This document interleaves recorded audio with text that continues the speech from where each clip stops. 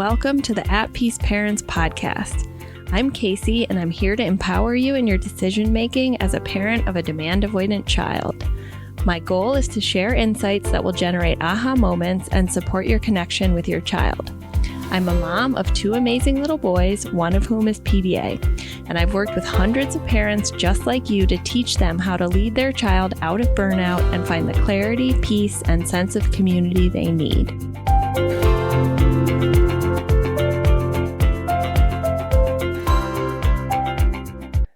Hello, everyone, and welcome to 2026.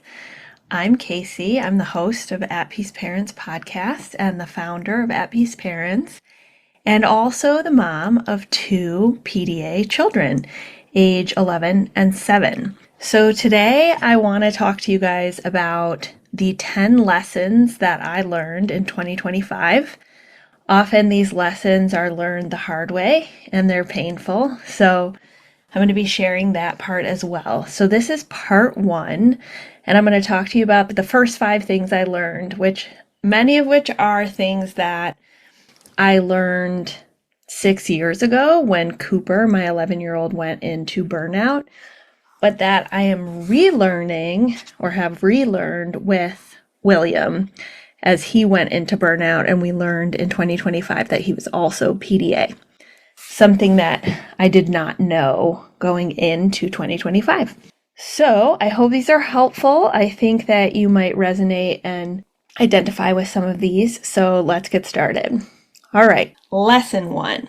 The first lesson I relearned in 2025, and it's a tough one, is that there are some things in life that you absolutely cannot outsource. Meaning, you can't pay someone to do it for you. And what I mean by this is this notion that I had when Cooper, my older son, went into burnout over 6 years ago. And the mentality I had was, okay, I need to assemble a care team. I need to find the specialists. I need to have the best experts in the United States, and I'm going to spend whatever amount of money I need to have them fix this, right? I'm going to pay for as much therapy as needed. I'm going to get the expertise to tell me what to do. And I'm going to assemble a team, and they, as the experts, are going to fix it. And what I learned as a mom was some things like relationships with your child, which are the core and the foundation of getting a PDA child out of burnout, cannot actually be delegated, outsourced, or paid for. And this is not to say that we shouldn't have support, that we shouldn't have caregivers, that we shouldn't have therapists, but in that tenuous space where your child has first gone into burnout, and there aren't a lot of other experts and therapists or caregivers who are truly, truly trained in a complete autonomy-based and nervous system-first approach, it can actually work in counter to your goals to sort of outsource or delegate the care of your child. So in our home, we have had live-in support in the form of first 2 dear friends from Colombia, South America, who moved in with me during the pandemic to help me and my family stabilize, 2 women who were in their late 40s, and then 4 years consecutive of au pairs, 2 from Colombia and 1 from Germany. So when William started to go into burnout in the spring of 2025, we were ending our au pair contract with our German au pair, who was lovely, and realizing how triggered he was naturally by some of the challenges that William was having that were escalating over the year of him living with us, like rejecting everything we were saying, having lots of meltdowns, hiding under his blanket, not eating what was delivered to him, and then some pretty tough challenges with hygiene that for the protection and privacy of William, I'm not going to go too deep into, but messy and a sensory onslaught for his caregivers. So a 18-year-old au pair is not equipped necessarily to be the primary person to deal with.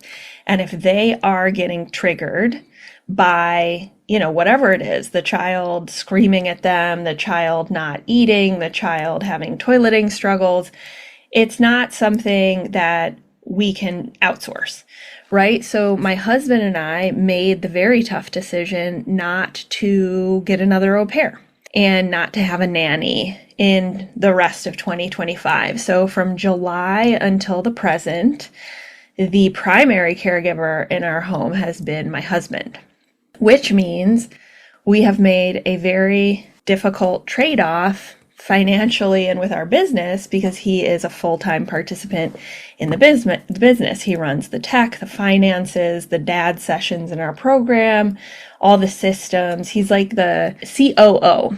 And we just had to scale back his work. We hired a full-time admin who has been wonderful, but we went back to baseline, which was, I think, what many parents experience, which is like, oh, nobody in my life is willing / capable of providing this one-on-one attention and the accommodations that are necessary to get my child out of burnout because it goes so against either their upbringing, their conditioning, their assumptions, their training as therapists or educators, etc. So at this point, my younger son, who's 7, is in that tenuous recovery phase. So he is starting to come out of not just his room, but also the house. And he's going sledding and he's talking about going back to school in the fall. And just this week, we talked to the director of his Montessori school about doing some, an easing back in. So, after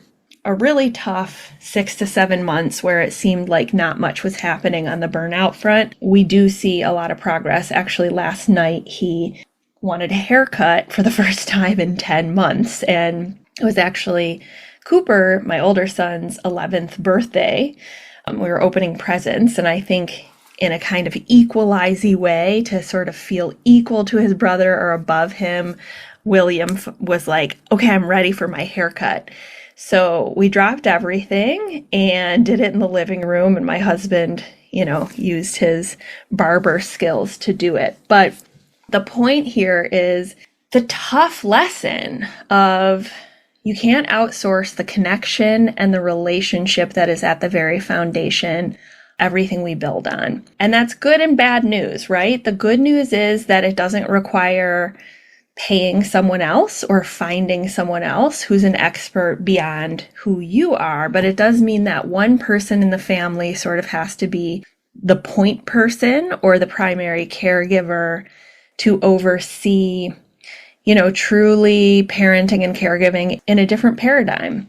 And once you build that foundation, then you can bring in more of a care team, especially when your child has a window of tolerance in their nervous system, meaning that they can tolerate some of the losses of autonomy and equality that provoke a panic response in them. So, I don't know exactly what that will look like. We have had my mother-in-law who lives nearby, when Jake, my husband, and I need to be on a call together, for example, like our team calls for At Peace Parents, she would come sit in the hallway and or deliver food while he was on an iPad.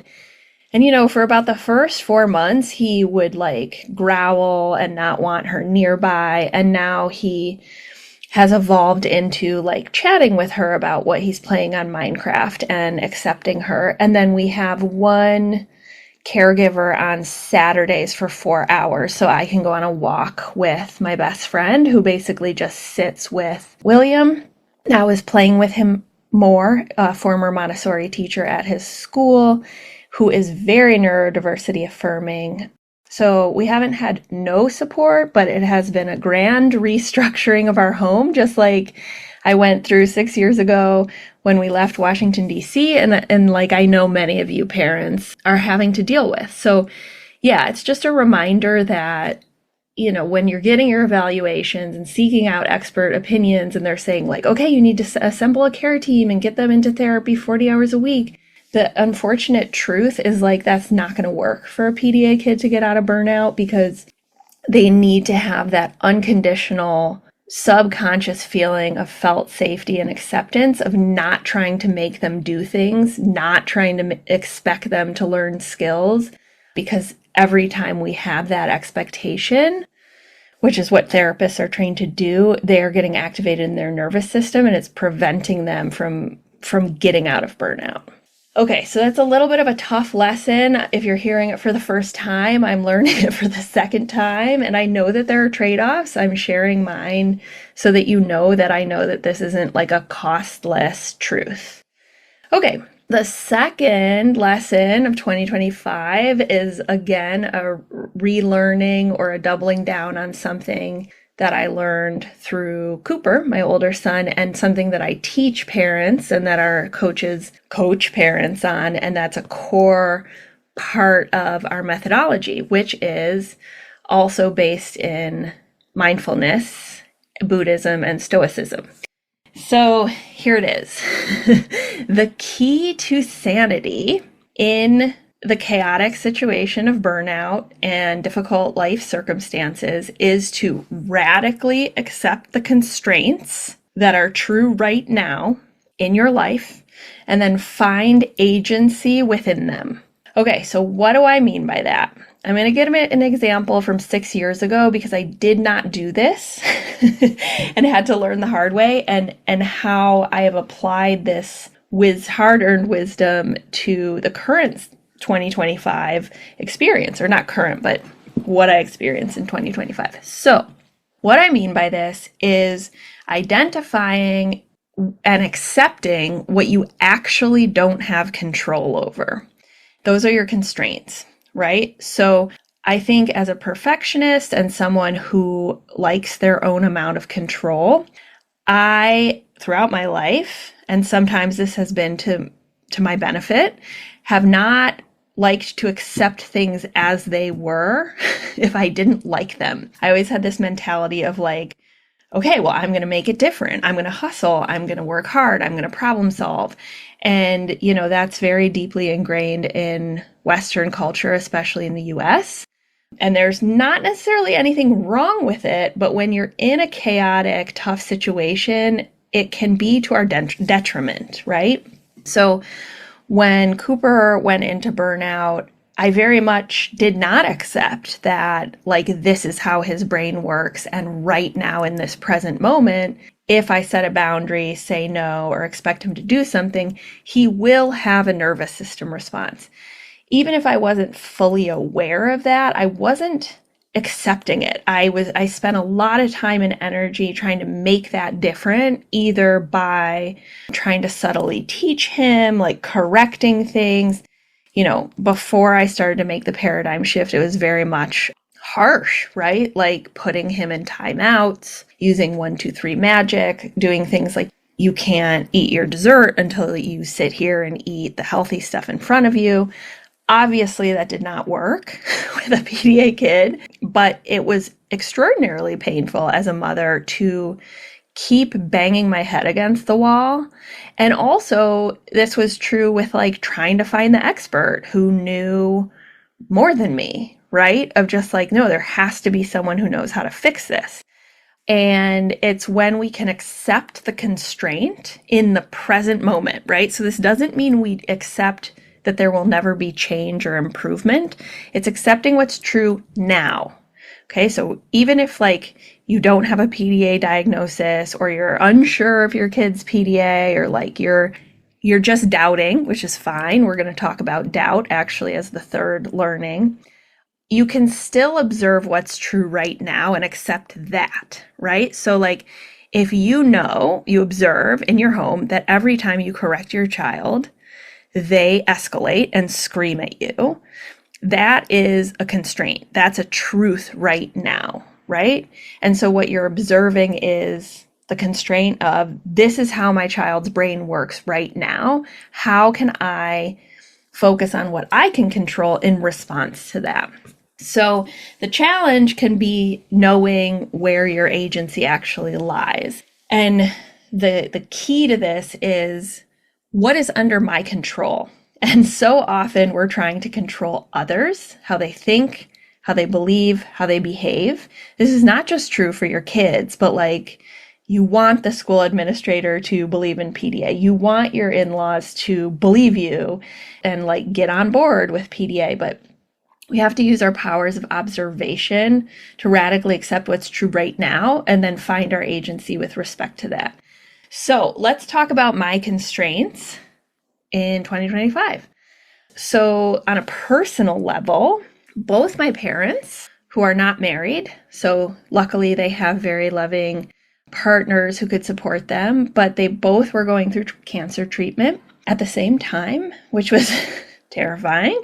And then my dad ended the year with an unexpected open heart surgery that was happening during our final launch of 2025. And I was at the hospital every day. So, I think this did impact my health and it impacted my nervous system. But, spending a lot of time of like, why me? Why them? Why is this happening? It's not fair. I don't have time to do more caregiving. Not to say I was the primary caregiver for my parents, but just like having to accept this as a constraint in my life of like, okay, this year, this is what's going on. Where can I find agency within this and still show up for my family and stay sane and keep At Peace Parents going?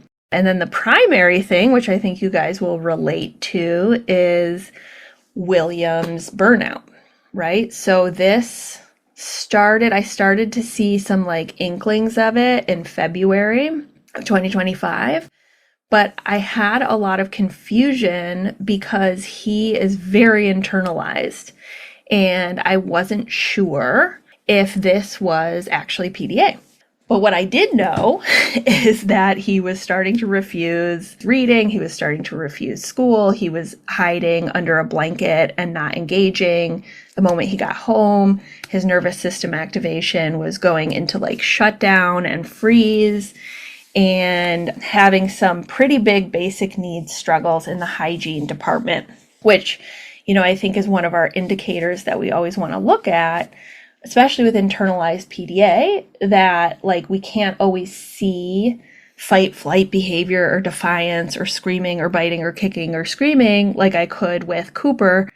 We're seeing more of a shutdown, freeze, withdrawal, right? It's a different nervous system pathway, but looking at a basic need, either toileting, sleep, hygiene, safety, and or eating, is where we can start to really understand the difference between like anxiety, OCD, or other things. But I had to accept like this is a constraint. Like this is happening, right? And so we had signed him up for summer camp all summer, but we're experimenting through the PDA lens, giving him autonomy and equality and lowering demands, which means he chose for most of the summer to not go to camp, right? So we had a child home, which, as you guys know, means your life looks different. Like you don't have, especially if you work from home or run a business, or if one of you has to rearrange your schedules, if you're in a partnership, one of you is going to be impacted, at least in your work. So that was accepting that's true and then trying to find agency within that, which for me looked like switching up some of the ways I do content, right? So, having him be part of it, even if I didn't show his face, or, allowing myself to be interrupted and just sort of being like, okay, it's going to look different and I'm going to be delivering food and deep work is going to be harder, but we're going to make it work. And then here's the other key to accepting the constraints. So accepting constraints does not mean that we don't feel pissed or grief or resentment or anger about those constraints, but we can't actually feel the feels before accepting the constraints. So it's radically accepting the constraint and then allowing and recognizing without judgment what comes up, right? So in our programs, I always say, like, when we work through, for example, the acceptance module, and we're working through cost benefit decision making, this often produces a lot of grief, resentment, and anger that comes up in those 3 weeks of the program. And I always say, like, this is actually a good sign because it means you're accepting it. You're not avoiding the truth of your situation. So yeah, lots of those feels this year on all fronts. And I'm sure many of you can relate. So yeah, your agency is showing up and focusing on the areas of your life where you have control. So a lot of people, myself included, will initially focus on, like, did I do a good job as a parent based on how my child's behavior was this day? Or, did they eat more today? And did they go outside? Did they go back to school? And especially in burnout, like, there are going to be months when that is not improving very much, right? It's going to be very incremental, and it's not going to be on a day-to-day basis. It's like more like monthly trends or progress that we can track. So on a day-to-day basis, we really want to focus on, like, well, how did I show up in this situation? My kid did not leave the room and was on an iPad for 13 hours today and wouldn't get off, and really only ate ice cream. That sucks. And we had days like that, right? So how did I show up in that situation? Did I get angry with them? Did I say, fuck it, like, you do your own thing and I'm just going to go over here?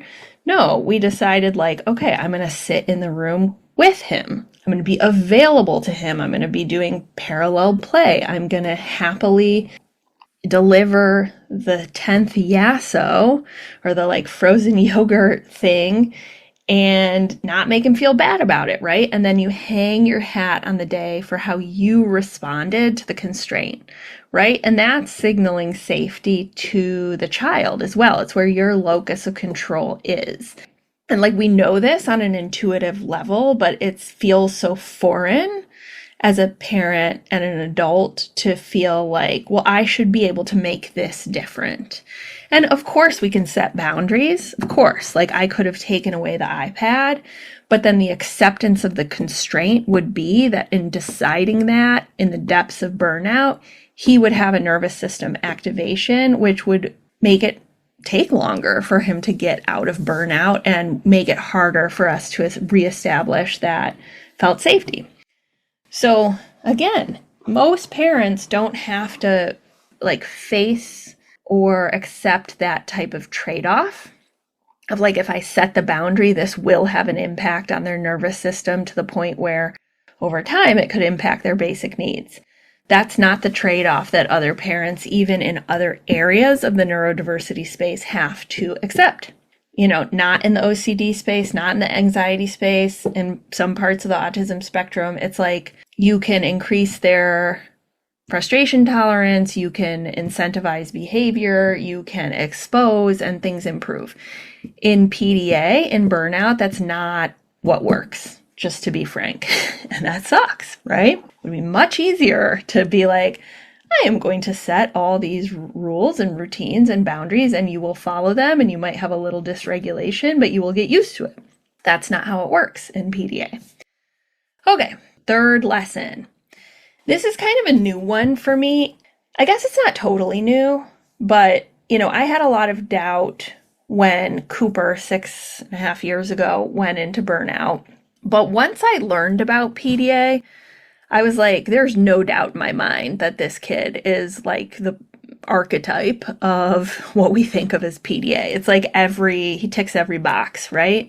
But I had an extraordinary amount of doubt with William because he is internalized, A, and B, I have noticed from when he was a toddler, he had sensory issues. He was more anxious, right? And his sensory issues were different than Cooper. Cooper was a sensory seeker. Like, he wanted loud noises, bright lights, constant jumping, swinging, crashing.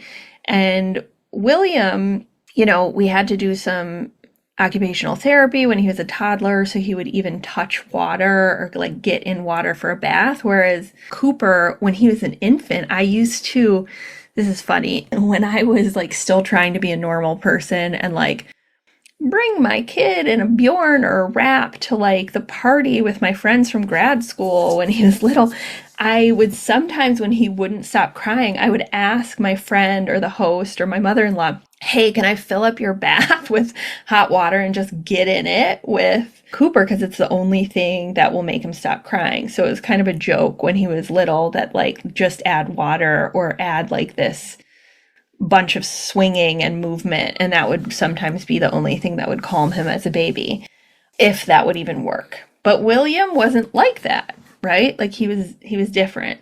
And he grew up in a household for about 3 years where Cooper was aggressive and equalized against him, like would go after him.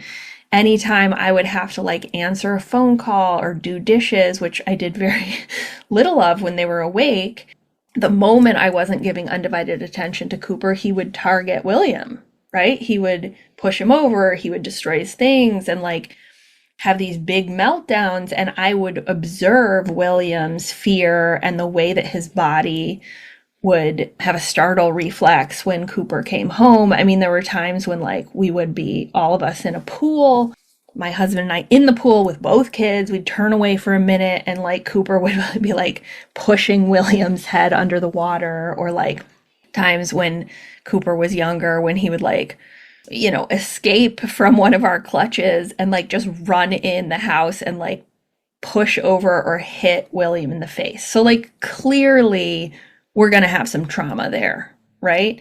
And so when William started to have challenges, I had a lot of doubt, right? And I also had this doubt of like, Casey, all you think about is PDA, right? Like for the past 5 years, all of your extra time and your special interest has been PDA, right? Like it's the work that you do when you're caregiving for Cooper. It's what you're thinking about. It's what you study. It's what the research you do is on. So like your default is going to be to see William through the PDA lens. And like that could be not the right thing for him if it's more anxiety or OCD, because he would have some compulsive hygiene behaviors. So I was really afraid to make a mistake.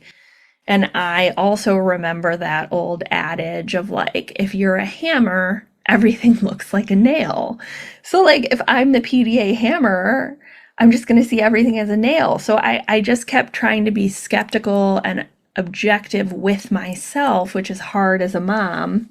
And so we first approached it more through the anxiety and OCD lens and, you know, had him tested for PANS PANDAS and just like tried to make sure we were leaving no stone unturned, because part of me was like incredulous of like, how is it possible that A, I didn't see this, and B, I have 2 PDA kids, which is ridiculous because like with the families we work with, sometimes there's like 3 PDA kids or like a whole PDA family, or like Kendall, one of our coaches, has 4 PDA kids. So it's not weird. It's not out of the ordinary, but I just couldn't let myself fully go there for a while. And I had extraordinary doubt, right? And I think my husband actually was much more like, yeah, Casey, it's PDA. Like, it's very obvious. But at first I was like, you know, no, we need to keep going to school, and like would try and teach and encourage and do gentle sort of, you know, no, we're going to make sure that you do the thing. And like, it wasn't like consequences and timeouts and like behavioral stuff in the way that I used to do it with Cooper, but it still was like, I have an agenda. I want you to do the thing or not do the thing, and I'm going to subtly encourage and have energy around you doing the thing or not doing the thing, which could be the approach if it's the root causes anxiety. So the truth of the matter was that the more I held on to the anxiety and OCD lens, the more things got worse, right? Empirically, meaning what I observed in my home, the compulsive behaviors, which I now see as a basic needs struggle in the hygiene category. Like, the more I corrected it, the more I tried to teach about it, even if it was gentle, it just kept escalating, right?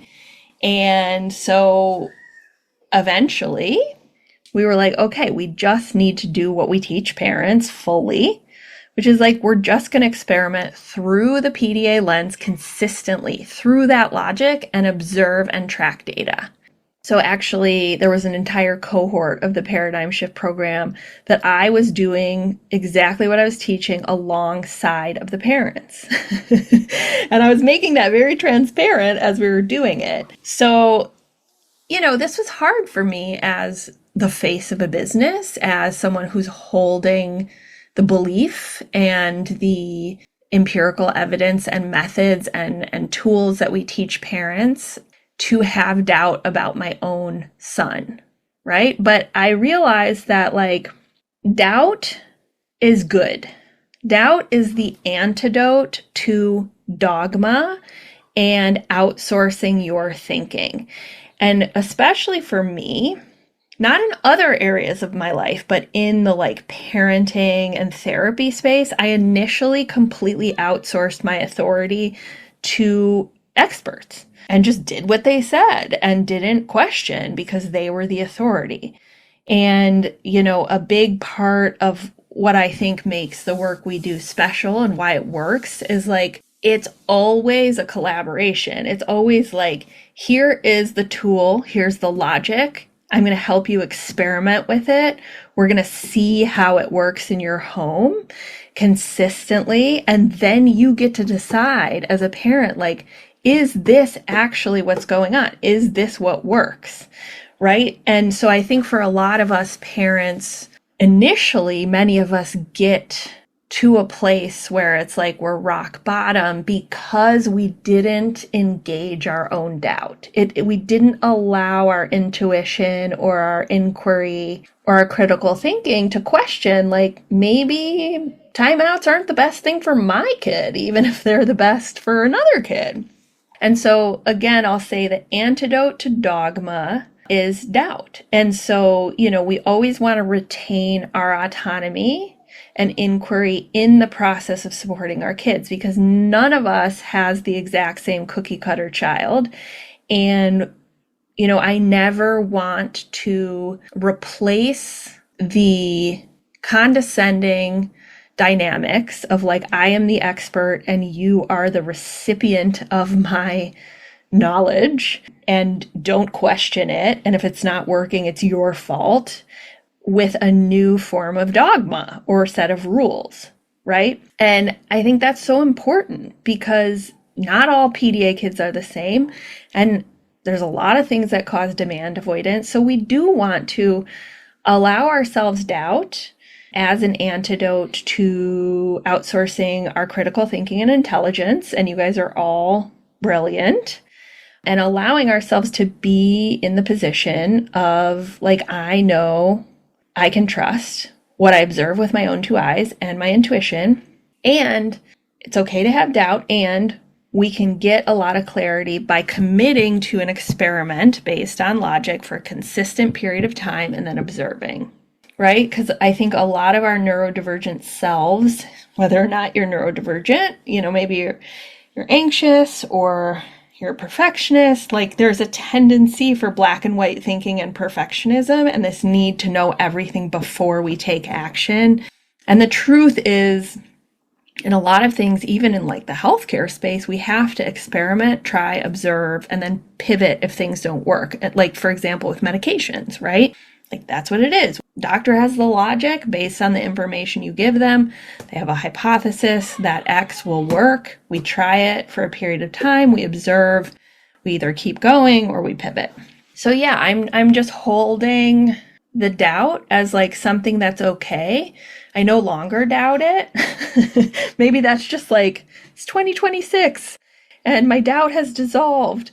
But, treating it as sacred and a data point of I'm a critical thinker and I'm not just outsourcing my intelligence and I'm not just blindly following what this authority figure says, because I know myself, I know my family, I know my child, and we can work in a more collaborative way with professionals to get our children to thriving and our families to peace. Okay, so that one was kind of a new one. Number 4 is feeding off of number 3. So being able to trust yourself in the face of judgment, perceived or imagined. Okay, so this was a big one for me when Cooper went into burnout because I was basically a very different person than I am now. And I did receive an extraordinary amount of judgment, and I still do on social media, right? Like, just the haters, the trolls, the people who I trigger, whatever. But with William going into burnout, I had to reface judgment. And this time it was actually me projecting onto others that I thought they would judge me, which they didn't. But I was like, oh my God, let's just take his school, my family, others in my life, and social media.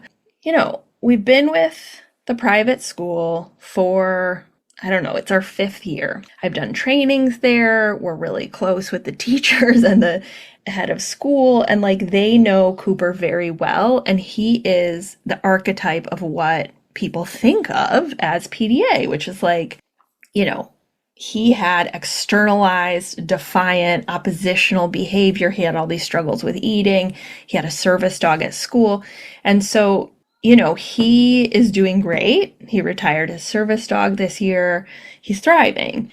But I was like, oh my God, my second son, who looks nothing like Cooper and is internalized, is also PDA. How is this going to land for them? Are they going to be like, this doesn't square? It's not like I talk in nuance about all the different nervous system pathways of PDA and how it can be shut down and freeze.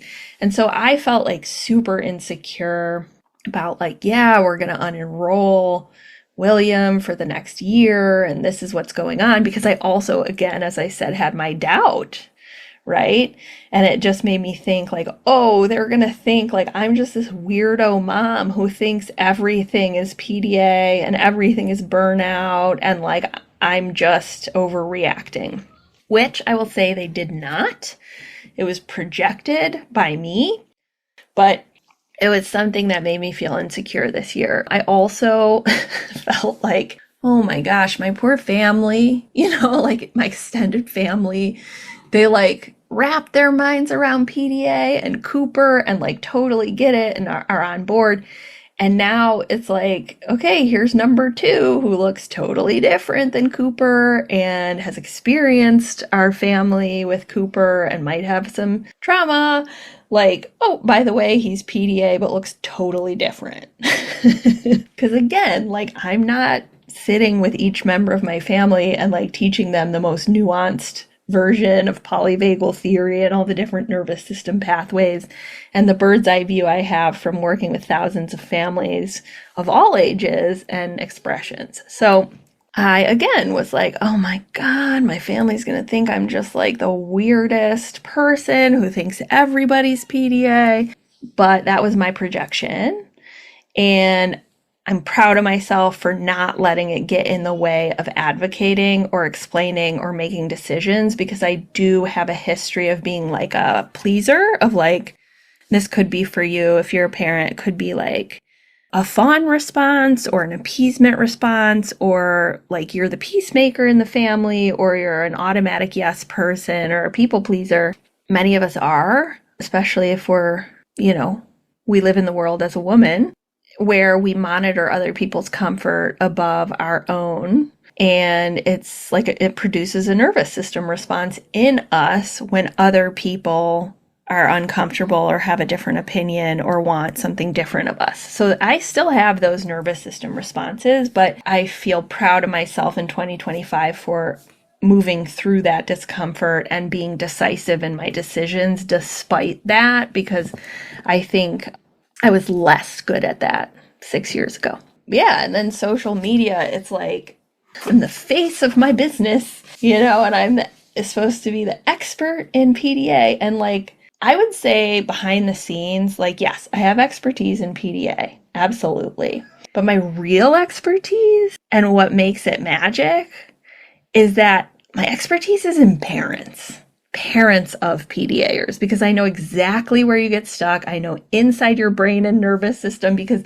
it's me, right? And I know where people get stuck. Anyways, that's like a little tangent, but I think maintaining that trust within yourself, navigating the discomfort that comes from, and recognizing if you have that tinge of people pleasing, and staying true to your decisions, even in the discomfort. Like, the discomfort doesn't mean you're wrong about it. It's just continuing on your path, regardless what other people you love or like think or say, right? And so this is tough, right? Especially if you have number 3, which is doubt, right? But we just take one step at a time. And the step you might be taking is, I'm going to unenroll my kid for a semester, or I am going to allow more screen time than we previously allowed as an experiment, and then I will observe what's happening.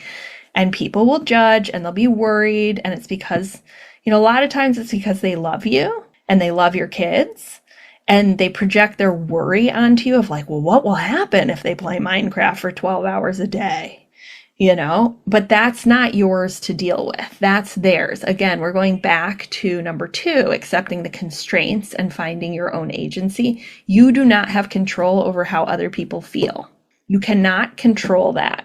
Okay. You think you can, but it's not your task. Your task is to manage yourself. And this is, these are life lessons that we have to learn over and over again. For me, it was 2025 where I learned them over and over again. Okay, number 5, and then we'll wrap it up, and I'll do part 2 next time because I don't want to abuse your attention span or time. Okay, so number 5, I knew to be true as a coach and a parent educator with a bird's eye view of working with thousands of parents, but I had not experienced it as a mom. And it is that burnout with a PDA child with trauma looks different than burnout without trauma. Specifically in my case, without relational trauma with me. Okay, so Cooper went into PDA burnout when he was 4.5. And it was exacerbated and deepened and caused trauma by me because my response to him stopping eating, being defiant, needing my one-on-one attention all the time was to respond with like more traditional parenting, doubling down on more authoritarian methods. And so a big part of Cooper's burnout recovery, even as recently as like 3 years ago, like we were still working on our relational trauma, right? Of like doing the safe and sound protocol together so that we didn't have such like subconscious responses to each other's presence, right? So Cooper had relational trauma with me and William did not, because we've always, to a degree, accommodated him, right? Like he's had food deliveries, he's gotten a lot of autonomy. I'm sure he watches more iPad than like the average bear. Although who knows? I see lots of neurotypical families who just give their kids iPads all the time, and they don't mindfully do it like by sitting with them and doing parallel play and all the things. So, sorry, that's an observation, not a judgment. There was a little bit of judgment there. I'm just going to call myself out. Okay, burnout without trauma. So what do I mean by this? So one of the things that we teach parents to track, so there's 3 major things. One is nervous system activation, and that can look like fight flight. It can look like fawn and appeasement. It can look like freeze, and it can look like shutdown. And then there are indicators that we track around those, meaning what do we see happening? How much? How intense? How frequent? Right? Then we have basic needs. So we have 5 categories: safety, eating, sleeping, hygiene, toileting.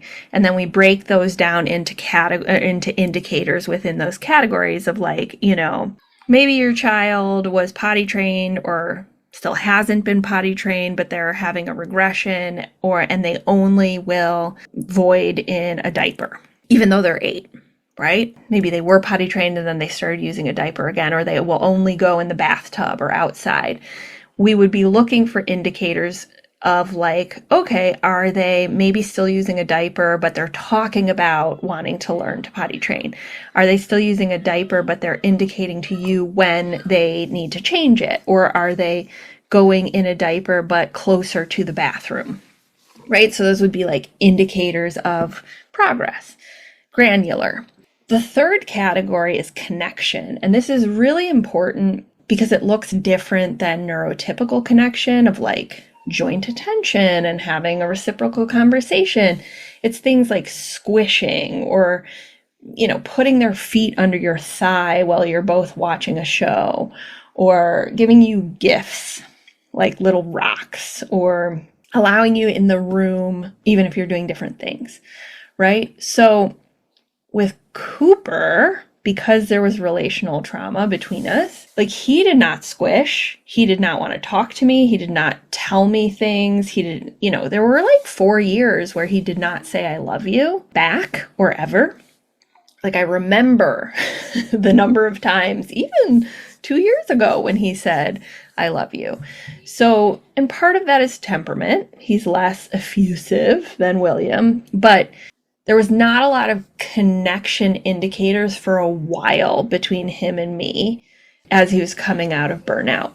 Whereas William, we never had traditional parenting with him, and he didn't want to engage, right? Like he wasn't chatty. He wasn't chatting with me a bunch. He was hiding under his blanket, but he wanted me right next to him. He squished against me. He wanted my presence, even if he was like equalizing and saying like, I hate you, like he would lean against me as he said it. So it's just interesting to observe those two levels of what's going on, because like both PDA, nervous system threat, activates with a subconscious perception of like, I don't have autonomy and equality, but trauma also is a nervous system activation from a subconscious perception. But the perception is more around like something that happened, or, if it was me that caused trauma with Cooper, it's like the evocative cues of mom, of like how I move, how I speak, how I smell would subconsciously activate Cooper, because they're related to that time when like I was holding the door shut during a timeout, right? So 2 different root causes, but similar nervous system pathways, and interesting to unpack. So when we work with families in the paradigm shift program, we have a large sample. So sometimes when we're learning how to track indicators, some parents will say like, okay, connection has always been there. Like all these connection indicators, like they're solid, versus the nervous system and basic needs are the ones we focus on, whereas others might be more focused on connection. And there's absolutely no judgment here. Absolutely no judgment. And, if you're a parent listening and you're like, okay, I want to track connection, but the connection is totally there with me, you might want to experiment with like, okay, how do they connect and engage with like the next person that would be safe in the home, like a caregiver, a grandparent, or a partner, right? Like as I explained in number 1, there are some things you can't outsource. When we were talking about my mother-in-law, right, the connection indicators with William and her improved immensely in 2025 during and through burnout into recovery. So even if like he stayed connected to me, grandmother, he doesn't have trauma with her, but she's like a little bit adjacent to the primary nervous system. So seeing more of a connection with her. Okay, my friends, those are the first 5 things I learned in 2025. And I will record part 2 for what I learned in 2025 soon. All right, thank you so much for being here, and we'll talk soon. Bye! Thanks everyone for being here with me at the At Peace Parents podcast. This is your source for all things related to understanding, supporting, accommodating, and advocating for your PDA child.